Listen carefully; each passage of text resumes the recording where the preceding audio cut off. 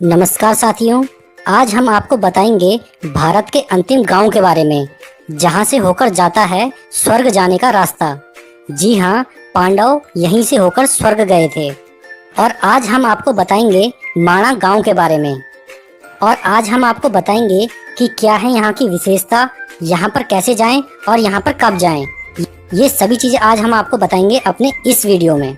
तो हेलो दोस्तों, मैं हूं तेज सिंह और आप सभी का स्वागत है तेज सिंह ब्लॉग के ऑफिशियल यूट्यूब चैनल पर। और दोस्तों, मैं अपने इस चैनल पर इसी तरह का कंटेंट वीडियो आप लोगों के लिए अपलोड करता हूं, तो हमारे इस वीडियो को पूरा वॉच ज़रूर कीजिएगा। और अगर हमारा ये वीडियो आप लोगों के लिए हेल्पफुल लगता है तो हमारे इस वीडियो को लाइक ज़रूर कर दीजिएगा। और चैनल पर नए दोस्तों चैनल को भी सब्सक्राइब कर दीजिएगा। तो फिर चलिए दोस्तों, वीडियो में ज़्यादा देरी ना करते हुए हम वीडियो को स्टार्ट करते हैं। ये जो माणा गांव है ये स्थित है उत्तराखंड में, और ये चीन की सीमा पर स्थित भारत और उत्तराखंड का अंतिम गांव है। यहाँ से आगे चीन की सीमा प्रारंभ हो जाती है और इस गांव से आगे कोई गांव नहीं है। वैसे इस गांव का नाता महाभारत काल से भी जुड़ा हुआ है, और कहते हैं कि पांडव इसी गांव के रास्ते होते हुए स्वर्ग को गए थे। और इस गांव का जो पौराणिक नाम है वो है मणिभद्र। ये स्थान सरस्वती नदी के किनारे बसा हुआ एक खूबसूरत गांव है। ये गांव बद्रीनाथ से मात्र 3 किलोमीटर की दूरी पर स्थित है। और अगर पर्यटन की बात की जाए तो ये स्थान पर्यटकों के लिए एक बहुत ही बेहतरीन स्थान है। यहाँ पर हर साल टूरिस्ट लोग अलकनंदा और सरस्वती नदी के संगम को देखने के लिए आते हैं। और जो ये सरस्वती नदी है ये केवल यहीं तक दिखाई देती है, इसके आगे ये अदृश्य रूप में बहती है। इसके पीछे की भी एक स्टोरी है। इसके अलावा यहाँ पे जो दर्शनीय स्थान हैं वो हैं गणेश गुफा, व्यास गुफा, भीम पुल। ये सभी स्थान यहाँ पर टूरिस्टों के लिए आकर्षण का केंद्र हैं। यहाँ पर सरस्वती नदी पर एक भीम पुल बना हुआ है। जब पांडव स्वर्ग जा रहे थे तब उन्होंने सरस्वती नदी से आगे जाने का रास्ता मांगा, लेकिन सरस्वती ने रास्ता देने से मना कर दिया। तो भीम ने 2 बड़े पत्थरों को उठाकर उसके बीच में एक पुल बना लिया, और इस तरह से इस पुल का निर्माण हुआ। और कहते हैं कि इस पुल से होकर ही पांडव स्वर्ग के लिए गए थे। इसीलिए इस पुल का नाम भीम पुल रखा गया, और ये पुल आज भी यहाँ पर मौजूद है। इसके अलावा यहाँ पर एक बहुत ही खूबसूरत झरना भी है जिसको वसुंधरा झरना कहते हैं। ये काफी ऊंचाई से गिरने वाला एक बहुत ही सुंदर झरना है। और अगर आप माणा गांव जाएं तो आप ये वसुंधरा झरना देखना ना भूलें।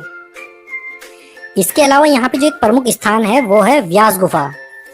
और इस गुफा में ही महर्षि वेद व्यास जी ने वेद, पुराण और महाभारत की रचना की थी। और यहीं पर पास में एक गणेश गुफा भी है, जिसमें बैठकर गणेश भगवान ने ये सारे वेद और पुराण और महाभारत लिखे थे। और इन सब के पीछे भी एक काफी इंटरेस्टिंग स्टोरी है।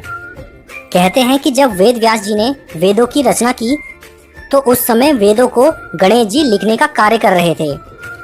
तो जब गणेश जी वेदों को लिख रहे थे तो उस समय यहाँ पर बहने वाली सरस्वती नदी काफी तेज आवाज के साथ बहती थी, जिससे गणेश जी को लिखने में काफी परेशानी हो रही थी। गणेश जी ने सरस्वती से शोर कम करने के लिए कहा, लेकिन सरस्वती ने उनकी बात नहीं मानी। तो इससे गणेश जी रुष्ट होकर गणेश जी ने उनको श्राप दे दिया कि आज के बाद इससे आगे तुम किसी को नहीं दिखोगी। और कहते हैं तभी से सरस्वती यहाँ से आगे अदृश्य रूप में बहती है, किसी को दिखाई नहीं देती। और अगर आप यहाँ माणा गांव में जाएंगे तो यहाँ पे आप देखेंगे बड़े बड़े बोर्डों में लिखा हुआ है कि ये भारत का अंतिम गांव है। और कई चाय की दुकानों पर भी लिखा हुआ है भारत की आखिरी चाय की दुकान। ये सब देखकर लोग यहाँ पे काफी ज्यादा आते हैं और यहाँ पर रुककर चाय जरूर पीते हैं। और अब जानते हैं कि यहाँ पे कब जाया जाए। तो यहाँ पे जाने का जो सबसे सही समय होता है वो होता है मई से लेकर अक्टूबर तक का। इसी दौरान यहाँ पे भारी संख्या में टूरिस्ट आते हैं, क्योंकि इसी समय में बद्रीनाथ के कपाट भी खुले रहते हैं। और क्योंकि ये बद्रीनाथ के समीप ही है, इसीलिए इसी समय पर यहाँ पर सबसे ज्यादा पर्यटक आते हैं। और सर्दियों के समय में यहाँ पे रास्ते में काफी बर्फ गिरे होने के कारण यात्रा काफी कठिन हो जाती है। इसीलिए मई से लेकर अक्टूबर के बीच में आप यहाँ आ सकते हैं। अब बात करते हैं कि यहाँ तक पहुँचा कैसे जाए। तो यहाँ जाने के लिए आपको सबसे पहले आना होगा ऋषिकेश, और इसके बाद आपको बद्रीनाथ वाले मार्ग पर ही बद्रीनाथ के लिए आना होगा 305 किलोमीटर दूर। इसके लिए आप बस से आ सकते हैं या तो आप टैक्सी बुक करवा के भी आ सकते हैं। बसों की यहाँ से बसों की भी सर्विस है, और आप चाहें तो टैक्सी बुक करवा के भी आ सकते हैं। और बद्रीनाथ से मात्र 3 किलोमीटर की दूरी पर ही स्थित है माणा गांव, और आप यहाँ पर माणा गांव पहुँचने के बाद किसी गाइड की सहायता से भी यहाँ के सारे स्थानों को घूम सकते हैं। वो आपको सारी जगह घुमा देंगे।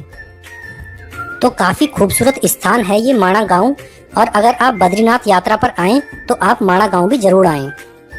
यहाँ की खूबसूरत वादियाँ, सुंदर सुंदर झरने आपको काफी अच्छे लगेंगे। तो ये थी कंप्लीट डिटेल भारत के अंतिम गांव के बारे में। हेलो दोस्तों, नमस्कार।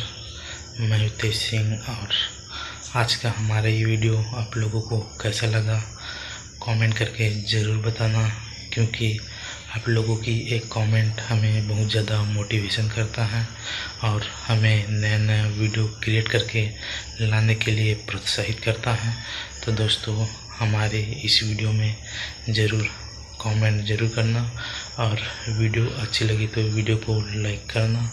और हाँ दोस्तों, अगर आप हमारे इस चैनल पर नए हो तो चैनल को सब्सक्राइब कर लेना, और अगर आप पहले से ही सब्सक्राइब किए हो तो हमारे वीडियो को लाइक करना और अच्छा सा एक कमेंट ज़रूर करना, क्योंकि दोस्तों आप लोग हमारे इस चैनल का फैमिली हो, और हम आपके लिए अच्छे से अच्छे वीडियो क्रिएट कर लाने की कोशिश करते हैं।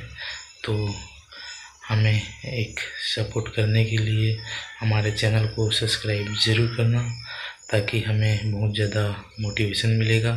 और हमारे इस चैनल पर लगभग दोस्तों 500 प्लस सब्सक्राइबर कंप्लीट हो चुके हैं। जल्दी ही 1K सब्सक्राइबर कंप्लीट होने वाले हैं।